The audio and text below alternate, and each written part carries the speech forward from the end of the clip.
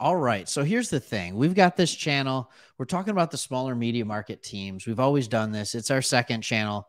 You see the line back there. It's Sports Talk Detroit is the first one.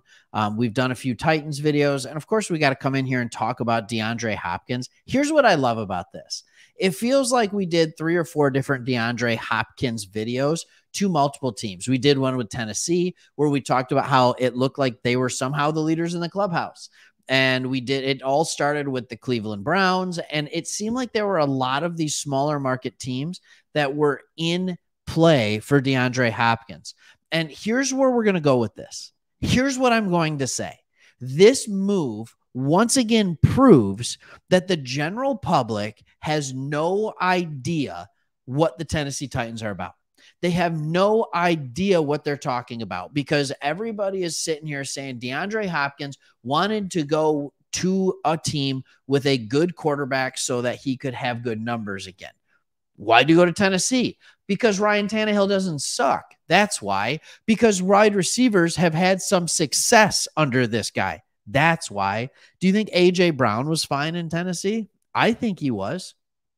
I think he was just fine. So now they go out here and they're saying, what's an area of our team where we may not feel super comfortable with? Okay, it's the wide receiver. All right, so we're not super comfortable with the wide receiver. So let's go just absolutely be awesome. By the way, so sorry, Westbrook Akine, fantasy football owners. This is a bummer. But it is actually not the worst thing in the world because you just move him, he stays in the slot, and he can do his thing. His yards per target are off the chain. So anyways, we're not going to talk about Westbrook Akine right now. We are going to talk about D-Hop and what this looks like, and I'm going to show you some things that I had. I want to share my screen with you all, and this is kind of cool. This is over at Music City Miracles. They do a pretty good job over there, and here it is. Ian Harditz is posting this.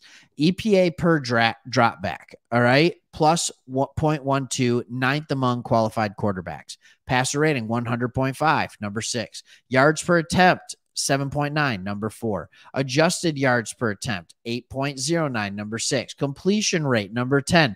Touchdown interception ratio, number 10. Oh, yeah, but Ryan Tannehill's no good. Come on.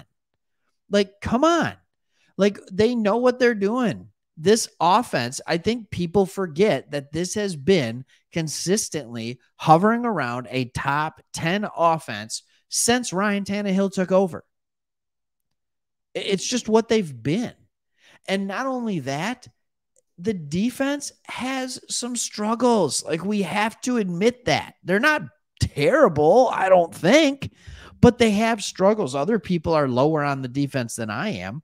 I think they've got some skills in there with Key, Autry, Tart, Simmons. I think you have a pretty good defensive line there. Byard on the back. So, yeah, I think if you have a good defensive line, you can be a good defense. So, we have that ability there. You see Ryan Tannehill has some skills. I don't understand why everybody is so shocked by this. And then we come out here and you have the normal people always saying the same things, saying the same crap. Well, if they are going to go get D-Hop, why didn't they just get A.J. Brown? We all have heard that narrative, haven't you, Titans fans? I bet you have. All right. D-Hop's deal is $26 million for 2 years. A.J. Brown is at $100 million. Okay. It's more years. I think it's 4, but he's at $100 million. Hopkins is making wide receiver 23 money. What are we talking about here? So here's the situation. Did you pay a little bit too much money to Derrick Henry? Probably. Did you pay a little bit too much money to Ryan Tannehill? Probably. All right. I'm not going to make excuses for that. I'm not going to talk and say that you didn't. That's not where I'm going to be on this. You owe Tannehill 36, almost 37 million this year. Kevin Byard, you owe him almost 20 million. Harold Landry, 19 million. Derrick Henry, 16 million. That's some heavy, heavy stuff. But here's what you're able to do.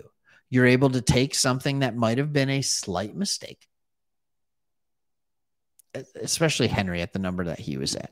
Okay, I know Derrick Henry's a beast.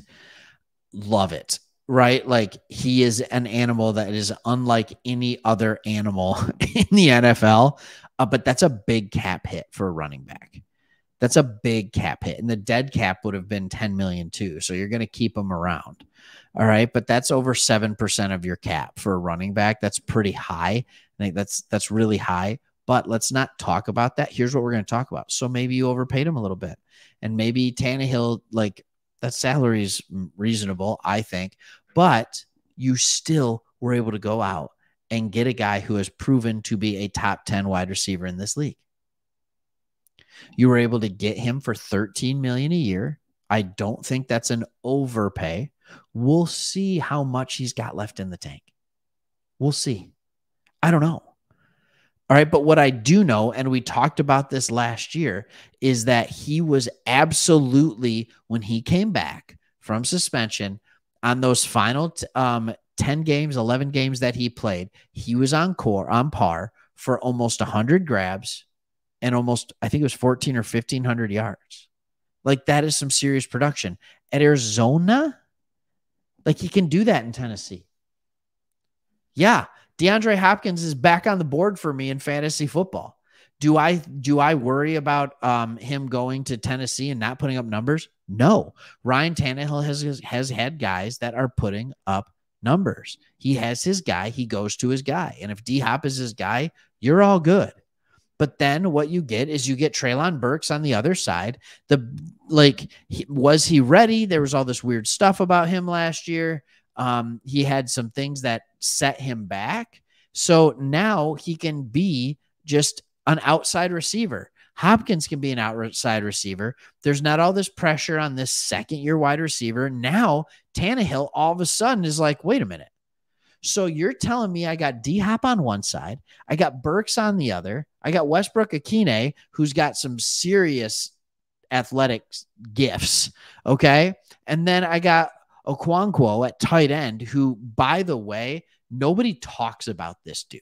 Like, nobody talks about this dude, but for the opportunities that he got, it was remarkable what he did. Like, the numbers that he's in there is like top 5 tight end numbers. He just didn't get a ton of targets. And then, oh, by the way, yeah, you can just hand the ball off to Derrick Henry too. Like, all of a sudden, this offense went from like, all right, I think it'll be good because they have to be good because the defense is probably going to give up some points to, nope, they're just good. Like, this is just a good offense. So, Titans fans, this takes you from wondering, like, are we going to be able to compete for the division to we absolutely should compete for the division. Like, that's exciting. It keeps you relevant.